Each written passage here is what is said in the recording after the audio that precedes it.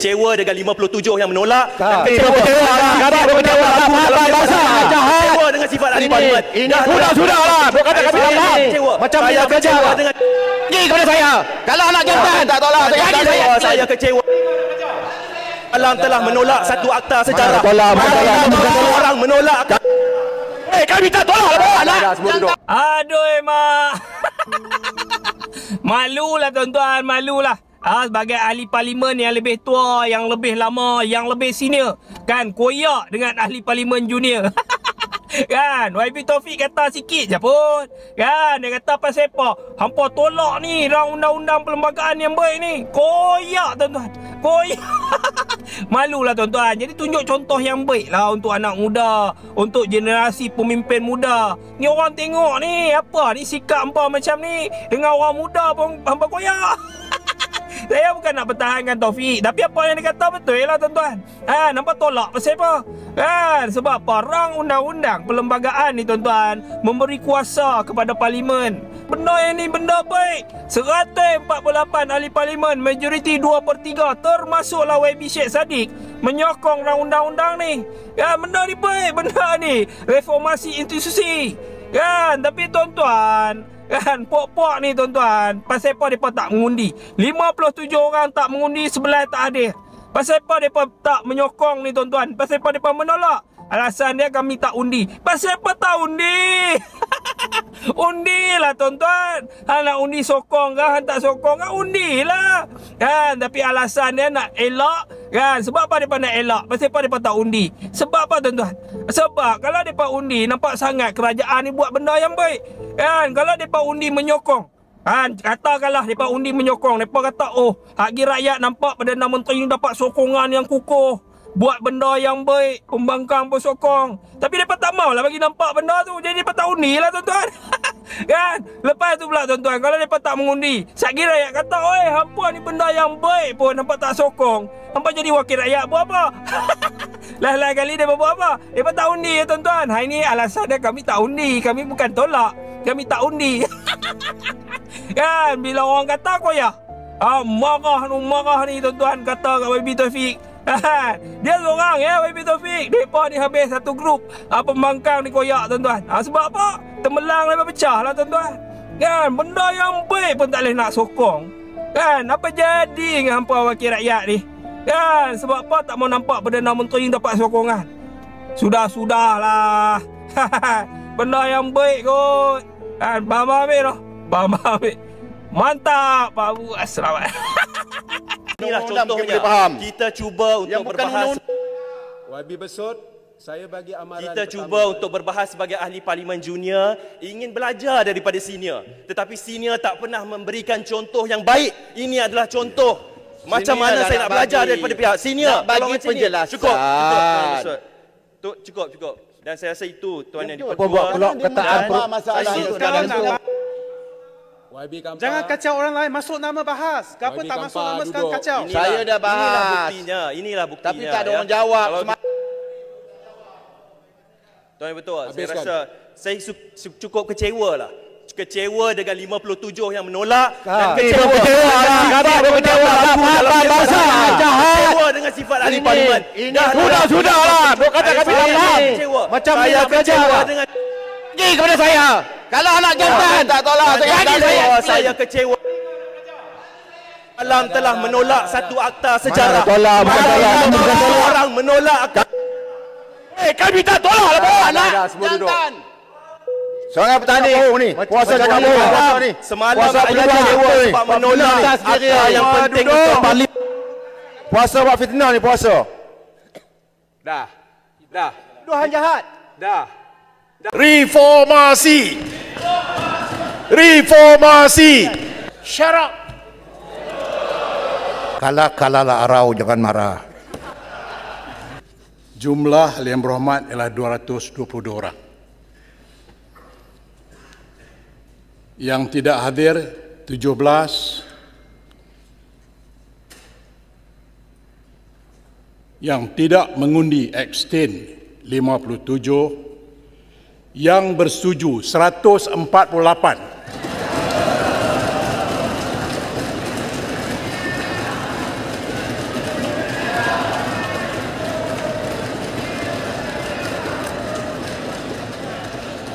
Maka reformasi.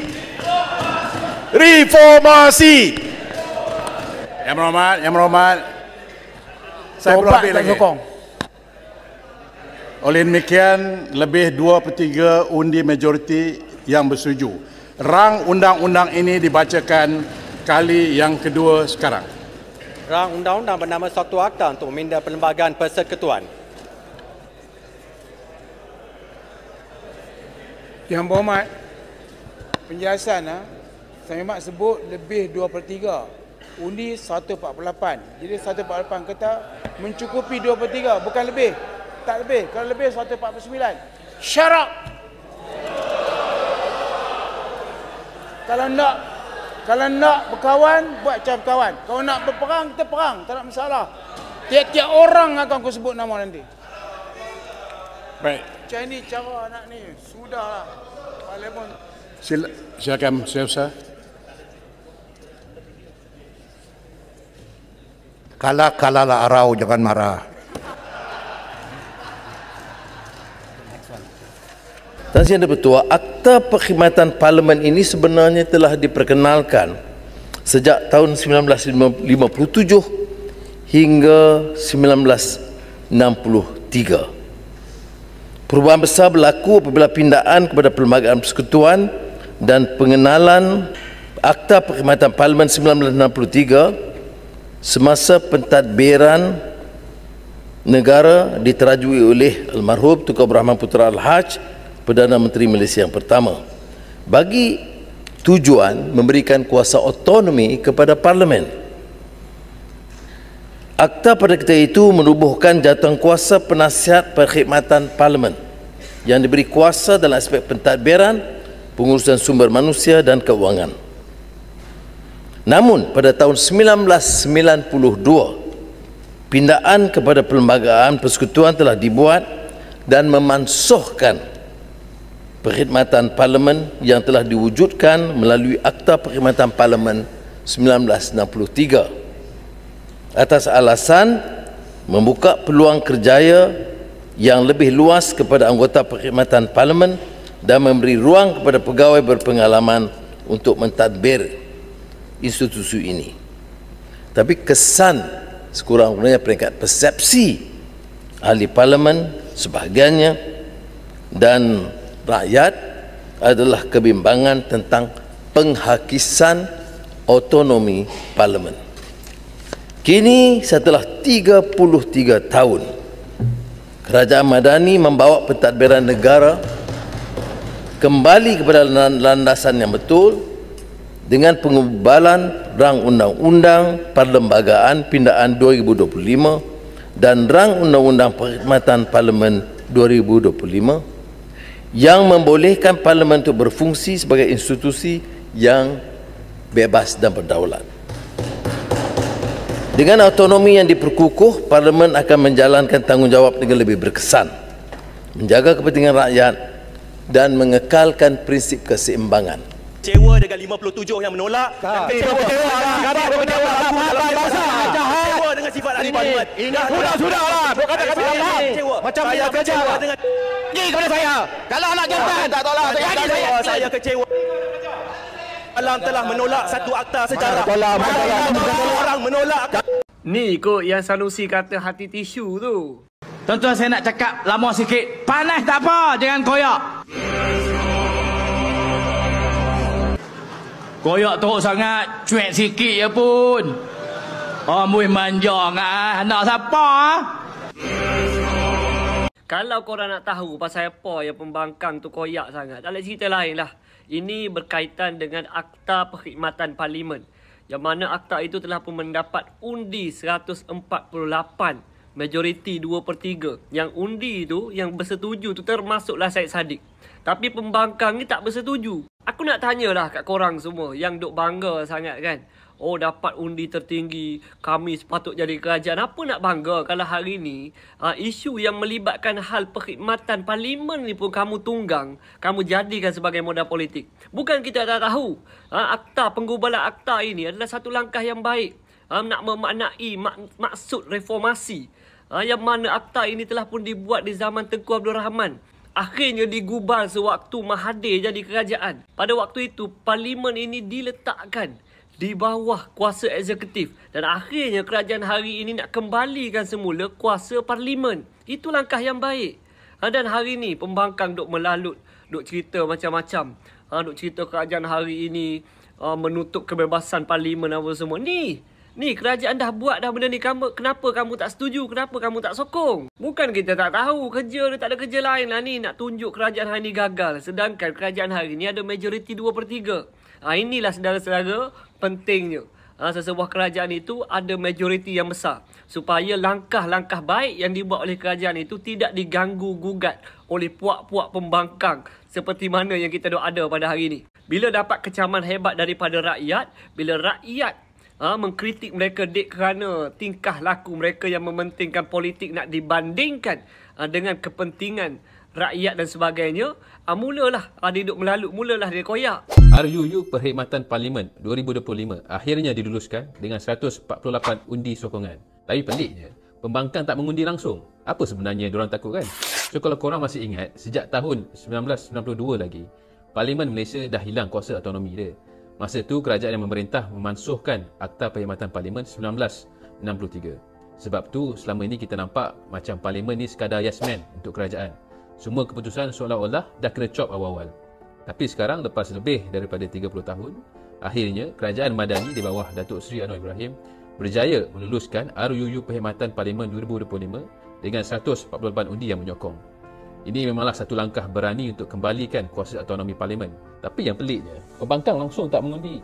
Takkan takut sangat nak sokong? Okey, jom kita tengok apa yang RUU ini bawa. Pertama sekali adalah pentadbiran parlimen akan bebas sepenuhnya daripada pengaruh eksekutif. Maksudnya, semua keputusan pentadbiran tak perlu lagi lah tunggu lampu hijau daripada kerajaan. Parlimen akan ada kuasa penuh untuk buat keputusan sendiri tanpa perlu takut kena tekan. Yang kedua, pengurusan kewangan parlimen pun sama. Bajet parlimen akan diurus secara bebas dan telus. Tak ada lagi lah kes bajet ciput sebab nak bagi parlimen tak terlalu kuat. Sekarang ni, parlimen ada kuasa untuk uruskan bajet sendiri, pastikan semua perbelanjaan sentiasa telus dan tak ada campur tangan politik. Dan yang ketiga adalah bab pelantikan kaki tangan pun dah tak perlu bergantung pada JPA lagi. Dengan RUU ni, parlimen ada kuasa sendiri untuk lantik pegawai yang kompeten tanpa perlu minta izin daripada kerajaan. Maksudnya, tak ada lagi lah isu orang kerajaan yang masuk parlimen untuk jadi spy ataupun jadi puppet. Semua pegawai mesti dilantik secara profesional, bukanlah sebab kabel politik. Bukan tu je, RUU ni juga akan menubuhkan Majlis Perkhidmatan Parlimen atau MPP. MPP ini akan jaga semua hal ehwal parlimen, sama ada dari lantikan kaki tangan, pengurusan kewangan, sampailah kepada program latihan untuk tingkatkan profesionalisme perkhidmatan parlimen. Dan yang bestnya, sebenarnya ada 2 wakil pembangkang dalam MPP ni. So tak adalah alasan untuk kata kerajaan ni berat sebelah. Sebenarnya benda ni bukanlah benda baru. Banyak negara maju dah buat benda ni. Contohnya negara-negara macam UK dan Australia memang ada RUU macam ni. Di UK diorang ada Parliamentary Standards Act yang pastikan parlimen ada pentadbiran dan pengurusan kewangan sendiri. Kalau tengok di Australia pula, mereka ada Parliamentary Service Act yang pastikan kaki tangan parlimen dilantik tanpa campur tangan kerajaan. So kalau negara-negara ni boleh buat, kenapa kita tak boleh? Tapi yang paling penting sekali, akhirnya isu ini bukanlah sekadar parlimen, tetapi berkaitan pasal isu rakyat. Sebab bila parlimen lebih bebas, dasar-dasar yang diluluskan pun akan lebih telus dan adil. Ahli parlimen pun tak payah nak takut kena tekan oleh eksekutif. Mereka boleh bersuara ikut suara rakyat yang pilih mereka. So sekarang jelaslah kita nampak siapa sebenarnya yang nak reformasi, siapa sebenarnya yang sekadar sembang menunggang nama rakyat. PMX dan Kerajaan Madani dah buktikan mereka tak main-main dalam usaha nak kembalikan integriti institusi negara. Ini bukan lagi zaman parlimen jadi rubber stamp untuk keputusan eksekutif. Dalam masa 2-3 hari ni, suhu Parlimen Malaysia ni naik disebabkan apa tahu? Rang Undang-Undang Perkhidmatan Parlimen. Jadi apa sebenarnya rang undang-undang ni dan kenapa dia macam kecoh sangat? Bagi saya beberapa minit, saya akan explain dengan korang dalam bahasa mudah. Okey, pertama sekali kita kena faham tau, dekat Malaysia ni ada 3 badan yang terpisah dan juga sepatutnya bebas lah. Ia adalah kehakiman, eksekutif dan juga perundangan. Kehakiman ni adalah kes-kes yang dibicarakan dekat mahkamah lah. Eksekutif pula ialah pihak yang mentadbir negara kita yang diketuai oleh Perdana Menteri. Dan juga bahagian perundangan ni adalah parlimen lah. Walaupun secara teorinya sepatutnya tiga badan ni dia terpisah, akan tetapi pada masa yang lalu banyak kritikan yang diberikan bahawa secara tidak langsung kuasa eksekutif ni menyelinap masuk ke dalam badan kehakiman dan juga badan perundangan. Contohnya antara badan eksekutif dan juga kehakiman. Peguam negara ni dia adalah penasihat undang-undang kerajaan. Akan tetapi pada masa yang sama juga dia juga mainkan peranan sebagai pendakwa utama. Jadi dekat sini kritikan dia adalah kemungkinan pendakwaan ini dipengaruhi oleh kuasa politik. Sebab itulah kerajaan sekarang ni dia cuba nak pisahkan kedua badan ni dengan memisahkan kuasa yang ada pada Peguam Negara dan juga Pendakwa Raya Utama. Ini tertakluk di dalam perkara 145 Perlembagaan Persekutuan. Jadi kalau korang baca berita tahun lepas iaitu pada Disember 9, 2024 dikatakan bahawa kerajaan bakal bentang rang undang-undang pisahkan peranan AG dan Pendakwa Raya tahun depan. Maksudnya tahun ni lah 2025. Baik, sekarang kita pergi pula kepada bahagian antara eksekutif dan juga badan perundangan.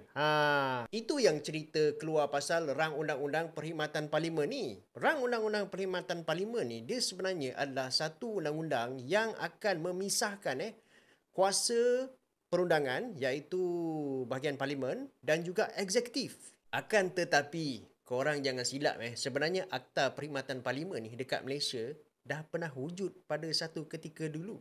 Akan tetapi ia telah dimansuhkan pada tahun 1990-an. Bila akta ni dimansuhkan, maka parlimen ni dia secara tak langsung bergantung kepada kerajaan untuk sumber dan juga keputusan pentadbiran. Dan seterusnya, ini memberikan satu kelebihan politik kepada parti politik yang menang majoriti semasa pilihan raya. So, perkhidmatan parlimen ni dia sebenarnya adalah satu badan yang menguruskan operasi parlimen, teknikal dan sebagainya tanpa campur tangan daripada pihak eksekutif. Cuma menjadi kecoh sejak kebelakangan ni adalah apabila ada 57 wakil parlimen dia tidak menyokong lah rang undang-undang perkhidmatan parlimen ni. Akan tetapi diorang pun dah buat clarification bahawa diorang bukan tak menyokong tetapi bersikap berkecuali.